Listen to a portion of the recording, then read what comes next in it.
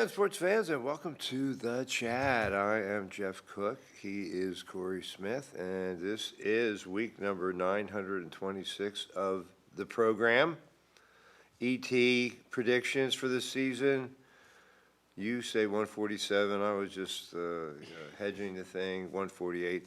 But have there been any? Oh, I know. We got three. Yeah, Topper got tossed. Yep. We got the Red Sox skipper got ejected, and then Derek Shelton, the new skipper for the Twins, he was arguing about the robo-ump, which we'll get a little bit more with the ABS and all that there. But you can't argue with the ump, especially the robot ump.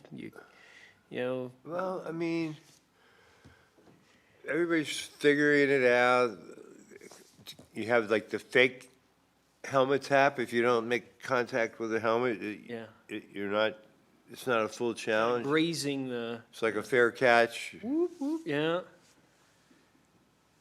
Well, I mean, the whole idea is to try to be more accurate. Mm-hmm. Now a ball that's three inches outside that an ump was totally fooled on and called a strike will be what it should be. Yep. Or if you miss it by a millimeter. Yeah. It's so, if they call it a ball or a strike, and if they missed it by that much, it calls it a return. So. Yeah, well, hey, that just shows how tough it is to be an ump. But anyway, let's get into, I want to call my cousin and all you trivia fans who are also watching Sports Chat. We are going to be YouTube only.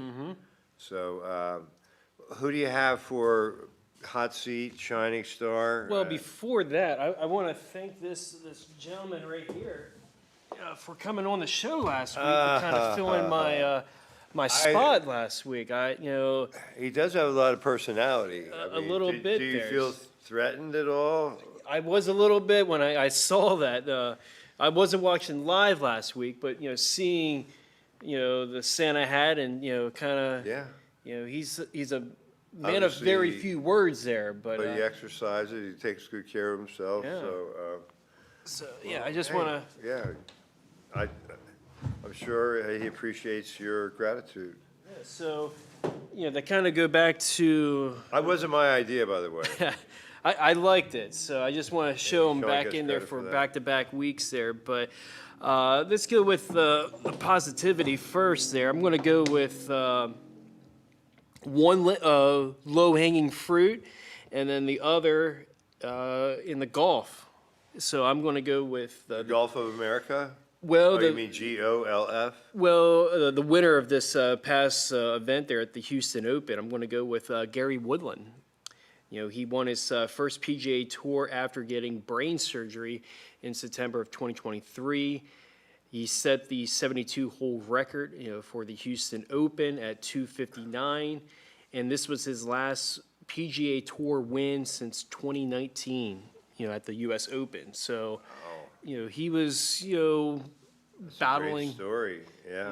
He was in a couple of the other tour events, but never got to the finish line and winning the You win event an there, ESPY so- for that kind of. Absolutely there. Story. So that's I never watched the ESPYs, I have to admit. here and there. I mean, it's usually nothing else going on in sports. Yeah, I It's mean, it right in seems the like one of All-Star those- break there. Self-glorifying awards that they just made up to get as a source of programming, but anyway. All right, so what about the hot seat? Who do you Well, got? and then my other shining star is the low-hanging fruit, Braylon Mullins, for UConn, with that basically buzzer beater 3. I mean, there's 0.4 of a second, but you're not really going to do much with that there. But just the near half court, against Duke there. But Duke fans, I mean, I went to Duke for law school, and I mean, I'm watching, and my wife is from Connecticut, Golden Little Gal, and our son went to UConn. So during the first half, I actually felt sorry for UConn. Yeah. It seemed almost inept.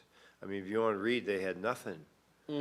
they couldn't hit their threes. I think at one point they were 1 for 18 for the three-pointers. Right, and then, so I thought it was a safe time to go for my run, and then When I got back, all of a sudden it was like a 19-point lead was 12 or something, and Swandering just smaller kept and smaller. shrinking. And then Caravan, he made some big plays at the end. He finally hits a three. All of a sudden they're within one. Mm-hmm. And then the guy hits one or two, and 10 seconds left. They get it in to Cam Boozer.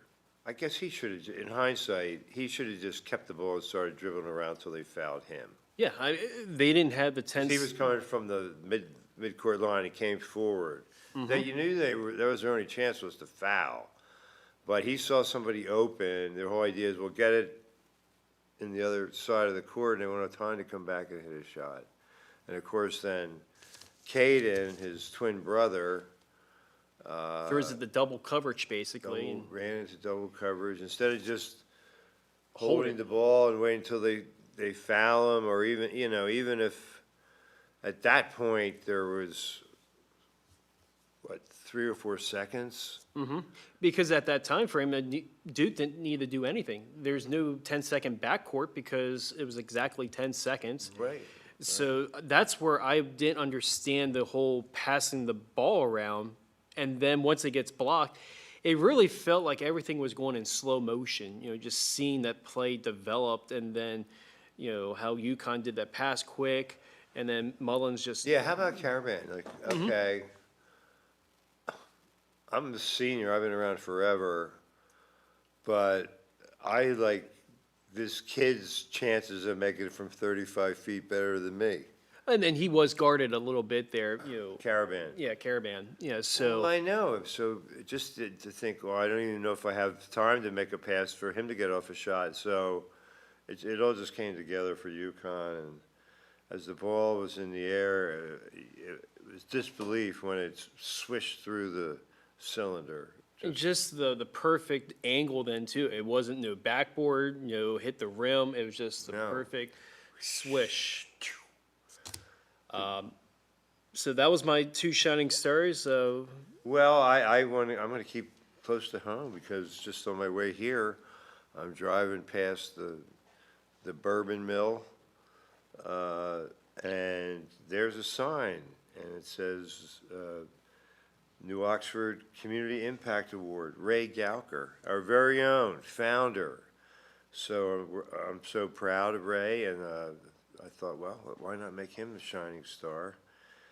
And then hot seat, I'm going with Philly teams, because yesterday they both did not do well. The Sixers, a matchup at Miami where they had Paul George playing, they had Joel Embiid, Maxey, they're all back, and they're playing Miami, the Heat, and the Heat is they're all in a battle for that the playoff spots. Everybody wants to get top 6, because when you're 7 through 10, you're in the play-in portion, but that's still considered making the playoffs. So anyway, they lose by 10 to Miami, a team that always seems to play the Sixers well. And then the Phillies, they're 1-3. But what you just said right before we came on the air, there are no undefeated teams. Yeah, I mean, usually the past couple years, you have a team that rolls off, 6-0 or 5-0 or Yeah. at least Somebody beat the 7-0. Dodgers already. Yeah, Dodgers went down. So yeah, so it's weird seeing every team at least have one win, or a team that have at So least there's one nobody loss. that's winless. There's no Everybody has winless at or least no. one win. Yep. Nobody has 0 losses.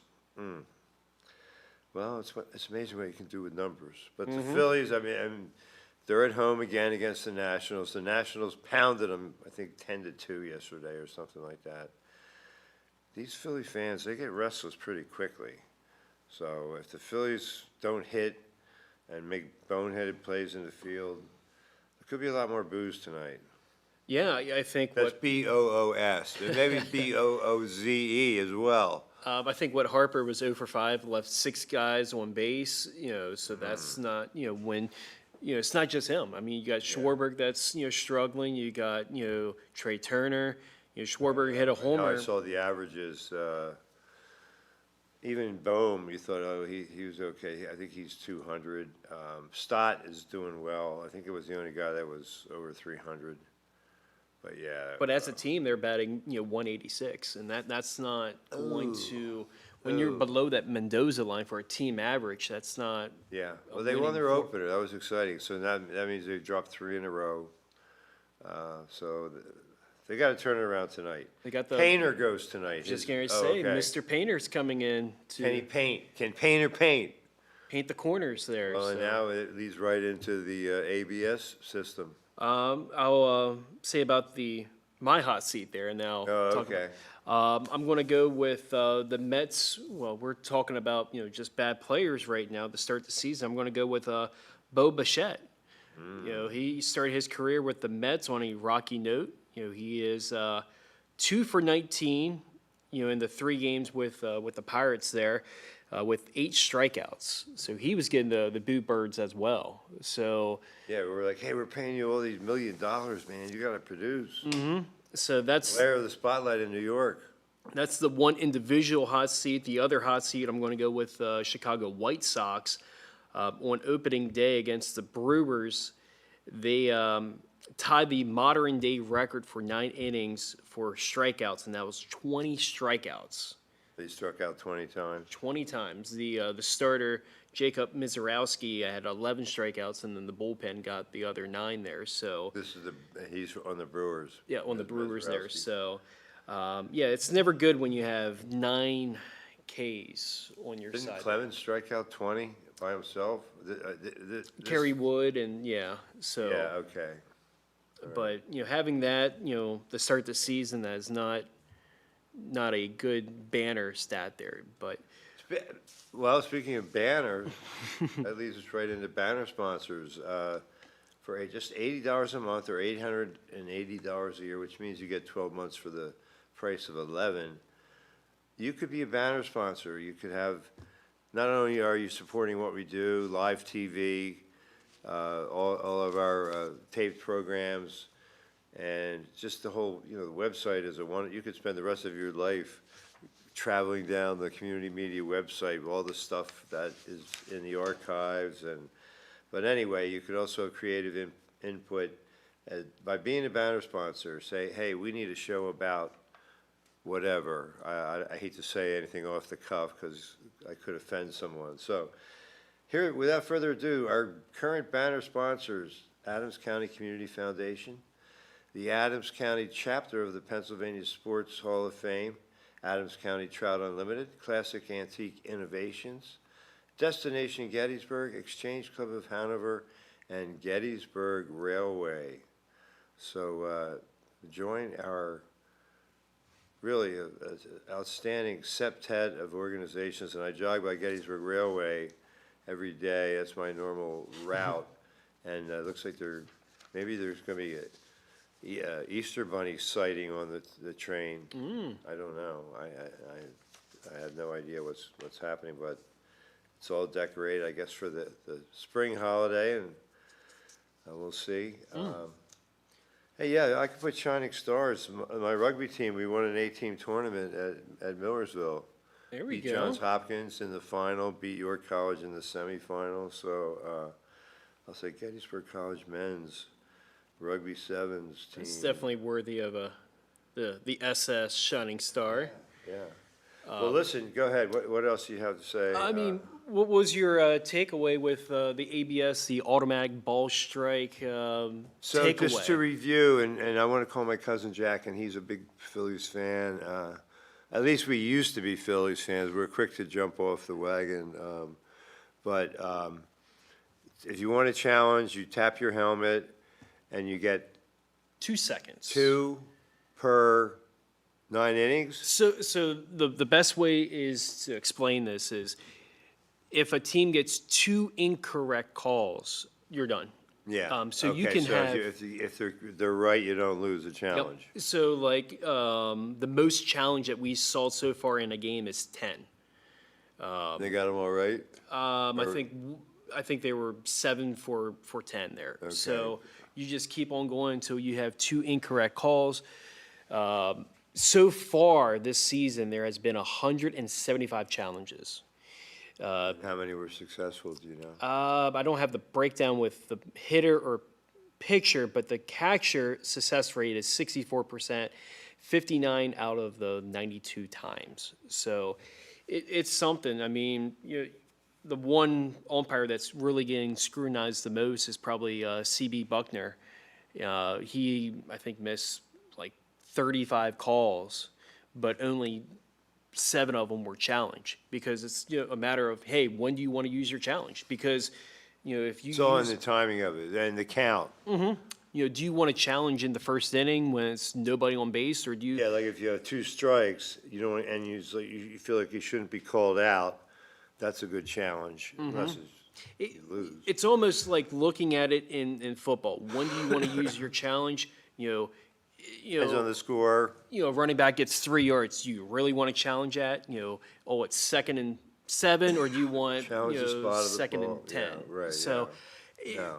I think we're going to see more of the high caliber players on the teams, making the challenges. You're not going to see the rookies. No offense to the rookies, but hey, have you earned that way of challenging a call? So, but seeing it, with the Orioles Twins game, you had bases loaded, 1 out in the top of the 9th, 3-2 count. Derek Shelton felt like the Orioles took too long to challenge. The picture, Helsley, he tapped his his hat, and they reviewed it. But it's just one of those things where Brand new, it's all new, and it's a different, what we're going through. I'm going to call my cousin, Jack Cook. He's a avid Philly sports fan living in North Carolina. We've had him on the show before. So anyway, we're calling him right now as we speak. Hello, Jeff. How you doing? Good, Jack. How are you? I'm doing great. Good. How's Mary Lou? She's doing good. Good, good. So, hey, thanks for being on the show. I know you were on at least once before. So, Corey Smith is here, and we did. Senior producer. Yeah, well, yeah, he's my producer. We got He's Sean the producing co-host. and all that there. But Yeah. how you doing there, Jack? What is your name again? My name is Corey. Corey. Okay. Yes. Yeah, we're on right now. We're on communitymedia.net is our website. You can also get us on YouTube or on Facebook or Amazon Fire TV, and all those are on. You get HD. And our trivia show tonight, I already announced it. I think that it's going to be YouTube only. So we're getting preempted by a lecture. Is that right? I lecture at the Gettysburg College there. About what? That I'm not too sure. We enlighten, we elucidate, but anyway. So Jack, we did this thing, How to See It in Sports, and my picks were yesterday's Philly sports performance was pretty poor. You had the Sixers losing by 10 in a game that really would have been nice for them to have. And then the Phillies, now they've lost 3 in a row.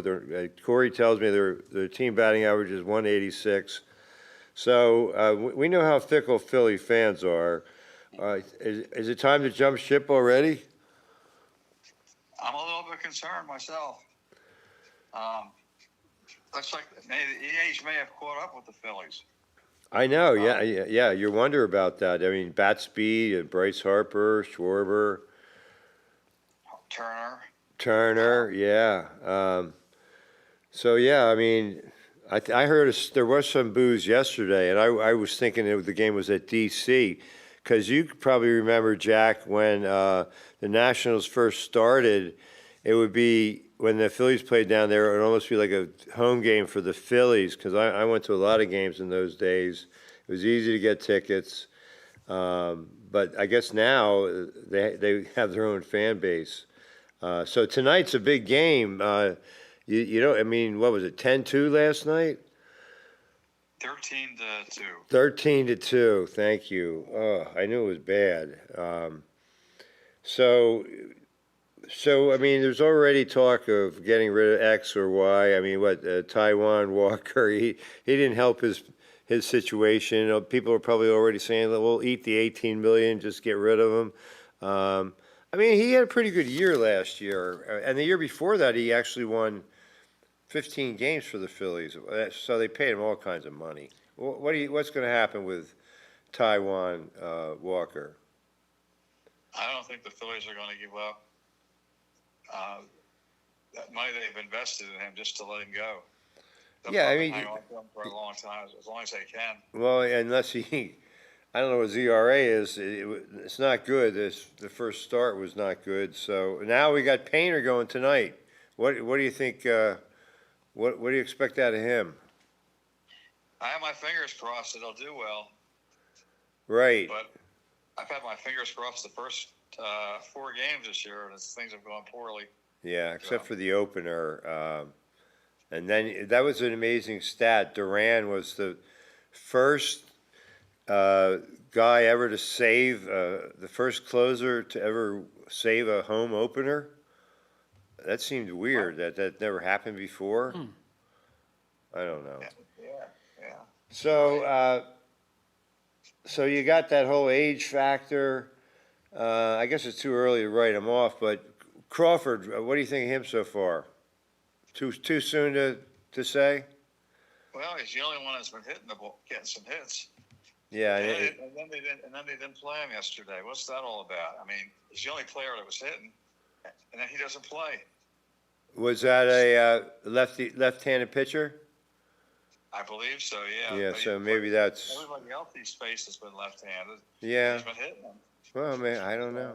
Good I can't question. I mean, he should be an everyday guy, right? I mean, that's what you're anticipating out of him. And I like batting him ninth because when you turn the lineup over, it's like a second leadoff hitter. I guess that's their logic, right? So, Yeah, I agree with that. not as much pressure as if he was actually leading off. Plus Trey Turner, unless he's so over the hill, that we don't need to worry about him. He has, I mean, he won a batting title last year, so he obviously can get on base and set the table. You know, I'm interested to see how long Painter goes because this is his first, career start. Yeah. You know, Will he be on a pitch limit? I Probably is. He I probably think on a pitch count. good outing for him is if he can get through 5, or if he can get to the 5th inning, whether it's 4 2/3, or if he finishes, 5 innings. I think anything else with his outing would be gravy. If he goes 6 innings or goes 7, I think he will get limited to just 5 innings. Yeah. And then you look at last night's outing, yes, it was 13-2, but he stayed into the Walker? Yeah, Walker. He went 4 Yeah, he did. 2/3. They didn't have to burn out the bullpen. So- He took it for the team. It's one of those games that you're not going to win, but hey, we're going to just you're going to take a bullet. Yeah, there was an error somewhere in there. I don't know if all the runs he gave up were earned, but yeah, I mean, yeah, you're right, Jack. They're probably going to keep him hanging around. And don't forget, Wheeler is he's on a rehab assignment at Lehigh Valley. So if he can regain his form, he's one of the top 2 or 3 starters in the whole league. So You saw that how Sanchez in the opener, how dominating he was. oh yeah, 6 Can you imagine innings. if Wheeler comes back to the way he was before he had the Yeah, injury. Yeah. Wheeler and Sanchez, they'll just be dynamite. yeah. But Well, and that's again, like playoff baseball. That 1-2 punch is so important. Nola, I think he had a great start for Italy. Didn't you? Did you watch a lot of the World Baseball Classic, Jack? not really. Not Okay, really. I got kind of I'm I into got Major League Baseball. yeah, but it was so many amazing. Like Nola played for Italy, Pasquantino. I mean, I know a lot of these guys' names now because of the WBC. Yeah, I felt like it was entertaining. It was like a bridge gap, to kind of get from spring training. Yeah. And then, kind of hearing about not the unknown guys, but the guys that you don't hear too often for Team Italy or Team Venezuela.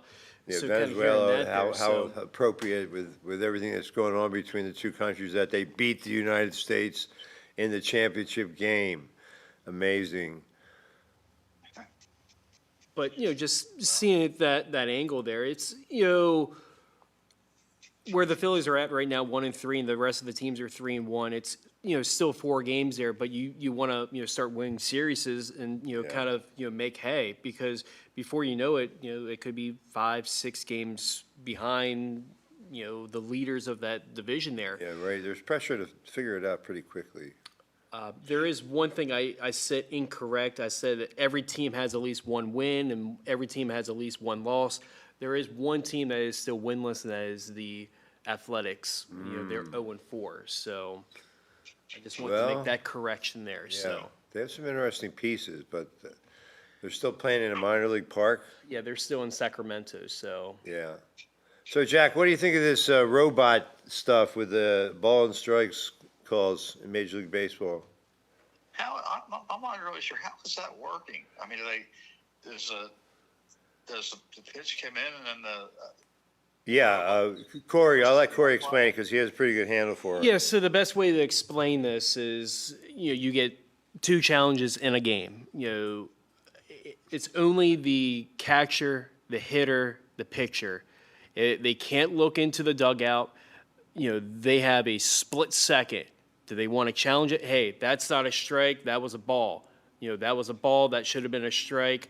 And so once they tap their hat or their helmet, they showed up on the scoreboard, of the ball coming in, and then it'll show the box. Yeah, it has and a it'll frame, show- the rectangle of each batter has a different strike zone. Yeah, all their dimensions and all Yeah. that there. So it will show whether it was 2 inches or a tenth of an inch off from the box. It will show right to the percent, precise to the call. Yeah, and I've seen, it's just early, but I've seen a call that missed by at least 2 inches. I guess there'll be record keeping of who had the worst call. I think I saw one that was 3.5 inches. 3.5 but yes. inches off, it had a lot of movement, maybe. And then the other thing that I try to tell people is they're saying, oh, well, the ball and strike calls, that doesn't matter anymore. You got the robo. There's still going to be blown calls. What we mentioned earlier with CB Buckner, having so many missed calls that weren't challenged. Just because, you only have 2 challenges. And if you fail a challenge, Then and you if got it's none. really close, Yeah, you got one, but. you yeah. got one, and then when do you want to use it? I think it's going to be very strategic when we see teams use it. If you're Or if you have somebody that you really trust, their knowledge of the strike zone. For the Phillies, I'd say Schwarber and Harper. They draw a lot of walks. Maybe they have like a green light. Maybe it's like kind of stealing a base. You give them a green light. another example is Sal Perez on opening night, I think it was. He went 3 for 3 or 4 for 4 when challenging. There was one where he challenged back-to-back pitches. So it's just that the framing is almost going into in a way because you can't frame upwards, but he knows the ball and straight call. Well, yeah, the framing's not going to help you because if they challenge it, it's going to be showed that you did frame it. So, But if they're out of challenges, then you Well, can that's kind true. of that's Yeah, that's well, where strategy. I think you're going to see if a team has a challenge in their back pocket in the 9th inning. Hey, might as well, if it's 2 outs and the game's over. Hey, that was a close call. I don't think that was a strike 3 or that should have been a ball 4. It's going to be interesting to see how players use it because it's not coaches using these challenges. It's all strictly. change like the pitch clock. I mean, everybody seems to like the pitch clock. And this is probably the 3rd season of that. So I wasn't a fan of the pitch clock, but, you don't even take notice of it now. I think after this year, I think we will have a better picture of how this ABS system, I wasn't for it, but, maybe after this year, I'll be like, hey, this is, a must and, made baseball better. But, we shall see. Jack, Corey's an Orioles fan, so how are they doing so far? They lost yesterday. They're 2-2. They had Chris Bassett at the helm yesterday. He got a little roughed up at the beginning there, so their bats haven't really been clicking. They only scored 13 runs. They have given up 16, so they're almost in that same dilemma, with the Phillies there. But they got the Rangers tonight, the team that played the Phillies, to start the season there. So it's going to be interesting to just see how the Orioles start going. They got Pete Alonso. He hasn't really done too much right now. He got a couple hits on Sunday there, but They haven't booed him yet in Baltimore, have they? not yet. No. I mean, like in Philly, they've if you don't produce right away, it doesn't take long for those Philly fans to. So I mean, you could hear the Boo Birds tonight. Now, Jack, are you able to watch these games when they play the Nationals, or how's that work? Well, the Nationals and the Orioles are on Massan. Yeah. That's the station, and we're in that. We get that station down here. I mean, I pay a little bit extra for it. Yeah. On DirecTV, but I get that. It's well worth it. So, yeah, so I can watch the games. Good. Nationals, Phillies play the Nationals and the Orioles. I can watch those games. Yeah. Well, the Nats aren't on Masson anymore after last year, so they're These on are their on our cable, or they're not on Masson They're at not all? on Masson. No, they actually dropped the other Masson channel. They had Masson 1, Masson 2, and it's just Masson 1. With the Orioles, Yeah, I so noticed that. the Nationals are on their own broadcasting stream. But or I don't whatever think it they're is. on our cable package anymore. That. I'm I not. used to be able to watch every Nationals game. Bob Carpenter, I thought he was a really good guy. So, Jack, the Sixers, you still follow the Sixers, don't you? Yeah, I still follow the Sixers. I mean, when they got all the pieces in, and they can go 8 or 9 deep with pretty good players, they've had some games that they've won that you thought they have no chance, and even a couple games they've won without Embiid. So I think they're the 7th seed right now, something like that. Yeah, I got the standings pulled up right now. The Raptors and the Hawks basically tied right now for the 5 and the 6. They're 11.5 games back from the Pistons, but right now they're 2.5 game cushion with the Sixers. Yeah, so they're only The 2.5 behind those two teams. The Magic and the Heat, they're 3 games back to the Raptors and the Hawks, it's a and the scramble. Hornets are they would be 3.5.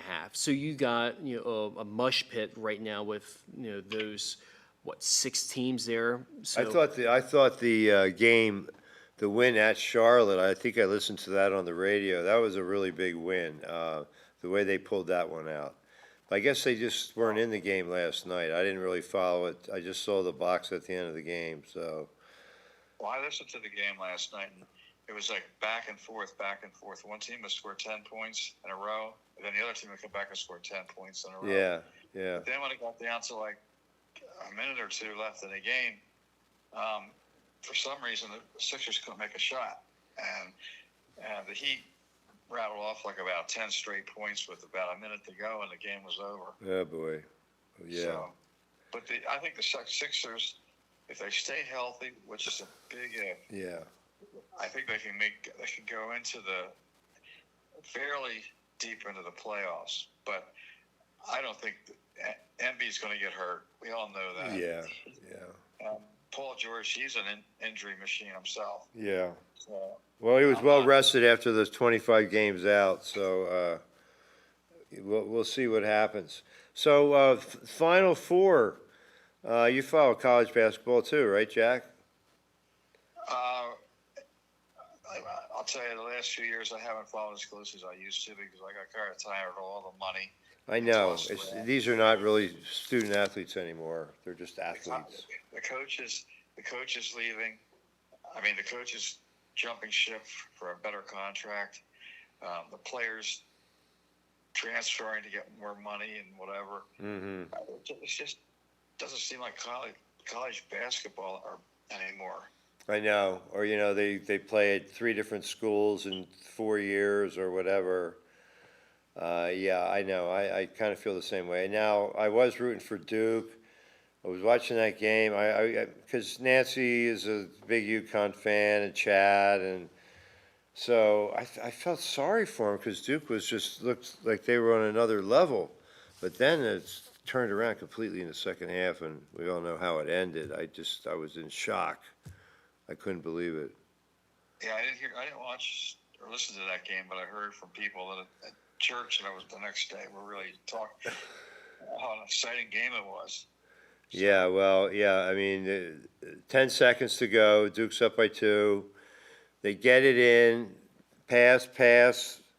The third pass, they try to go over the top, and the guy steals it, passes it to another guy. He hits the freshman, who lets it fly from 35 feet, nothing but net, and now UConn wins by 1. There was 4/10 of a second left, but no Christian Laettner miracle for Duke. So anyway, I think UConn. I mean, Illinois is the lowest seed by far to get in. Aren't they a 9 seed? No. That was Iowa. Iowa would have been the 9. well, what was Illinois? Illinois is a 3 A seed. 3. So, Okay, but that's still. I mean, UConn's a 2. Arizona and Michigan both 1. So they're still. But for UConn, you have a really great chance to make it to the final, but they'll be the underdog against either Arizona or Michigan. Yeah, the way I see this unfolding is the winner of the Michigan-Arizona game is probably going to win the national championship game. I could be very wrong on that standard there, but just the way that Michigan and Arizona have been playing all season, you look at Arizona, it's like, how can they lose? They only have 2 losses. Just the way that they play, they're very finesse. Just the way, their defense. Now, Michigan, on the other hand, they're number 1 ranked in defense in KenPom there. So They seem like I didn't see much of Arizona this year. I did see Michigan a couple of times, and they seem like they have it all. yeah, they're clicking on all cylinders, and just the way that they've been, beating teams in the tournament. They beat Tennessee by 30-some. They beat Alabama. They steamrolled them. So looking at their path in Arizona, this is just a collision course of I'm going to lean towards Arizona win this game, but it wouldn't shock me if Michigan wins this game. But Okay, so your pick to win it all I'm is taking Arizona. Arizona win the whole I'm going thing to take there, so. Michigan. Jack, who do you like to win it all? I'm going to go with Michigan. Okay. Well, you're outvoted, but Corey. So yeah, I took Michigan as well, Jack. So, what else? The Masters is coming up next weekend, Next weekend. not We're- Easter weekend. But Not the Easter weekend, but after. it'd be the following I weekend. guess like hot seat. Maybe we should put Tiger Woods in the hot seat, huh? Well, I mean, I'm putting. There's plenty of room for everybody. So he was changing the station. Radio what I'm station. hearing now, he was changing the station, he was looking at his phone, and then before you know it, the car was rolled over, so. But it was a very Not good. crazy time Well, there, so. he could still play in the Masters. He didn't get hurt, did he? Well, I don't think he was, he wasn't hurt, but I don't, the buzz going around, I don't think he was going to be able to play in the Masters. I don't think he Be a was. distraction. Well, I don't think he was physically fit yet to play in the Masters there. And then this all, steamrolling, I don't think this will, help him. So I don't think he'd be playing, next weekend. So Yeah. that's just my take. I could be wrong on that standpoint there, but I don't think we're going to be seeing, Mr. Woods. Yeah. So, Jack Stubbs, I guess he got designated for assignment. Nobody wanted him, so that's why he's back at Lehigh Valley. Is that how that works? Do you know? Garrett Stubbs. Yeah, that's the way it works. Mm-hmm. So any team could have had him, and they said no. I mean, Unclaimed there. And, He took he agreed to come back with the Phillies because he knew he didn't have any other options yeah.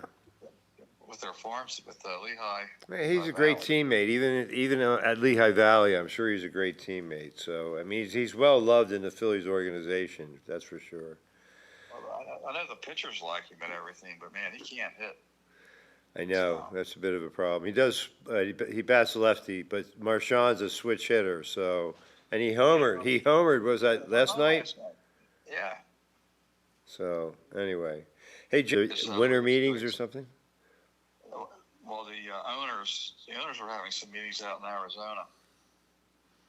What are the chances of AJ Brown staying an Eagle? I don't know what the line is out of Vegas, but you think that? I mean, they don't want to give him away. No, but I don't want him back with the team. Did you see how he quit on the team in the playoffs last year. Yeah, He was dropping easy passes that were thrown to him. right, I or he can't- gave up on balls that he could have caught, and It's like he threw the games. yeah. For one, I don't want him back. I'd rather. What was that book that he was reading during the game? It became a bestseller every Back in book. 2024 season. Yeah, oh god. I could see him forget. being traded, maybe Like during self-help. during the NFL draft there. That's They're where saying if they wait till June, they might save money, not get as much of a cap hit or something, I don't know. there's, I've heard speculations that on too. that. Yeah. They want to wait till after June 1st for money reasons.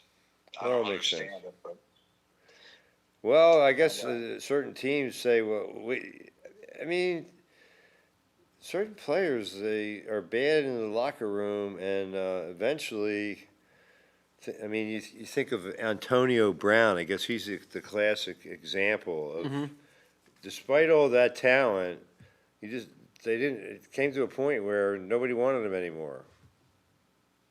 Yeah, I mean, we have seen this a lot with the wide receiver, him though, kind of like the diva-esque, coming Just out throw there. me the damn ball. Who was that?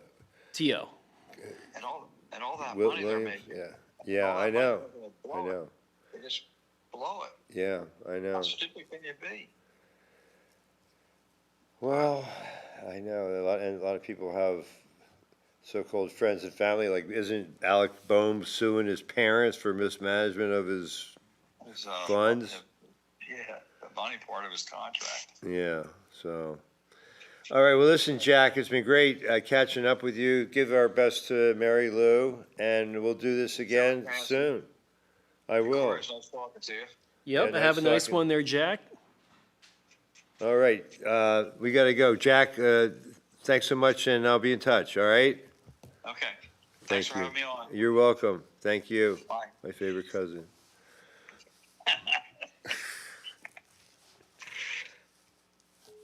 So, one other few things before we end. Some rookies that got off to a blazing start to start the season there. The Guardians outfielder Chase DeLauder hit 4 home runs in the first 3 games. And the Tigers shortstop Kevin McGonigal, his first game on opening day had 4 hits. So, Wow. the rookies, kind of making a splash. Justin Crawford probably leads the Phillies in hitting, but that's still with that 186 team average in spite of whatever he's done. So what's the guy's name? Chase DeLauder? Chase DeLauder, and then Kevin McGonigal, for the Tigers shortstop there. So, the future could be bright in the AL Central. My son-in-law's a Guardians fan, so he probably likes what he sees out of this Chase Outfielder. DeLauder. Yeah. All right, a name for the future. Listen, thanks so much, Corey Smith, for being here with us. Sean did a great job as usual in the control room, Sean Garrett, so we thank him. And thanks to all of you for tuning in. Trivia in about 15 minutes on YouTube only, so don't change that dial. We'll be right back. Until then, sports fans, good night, everybody. Mahalo.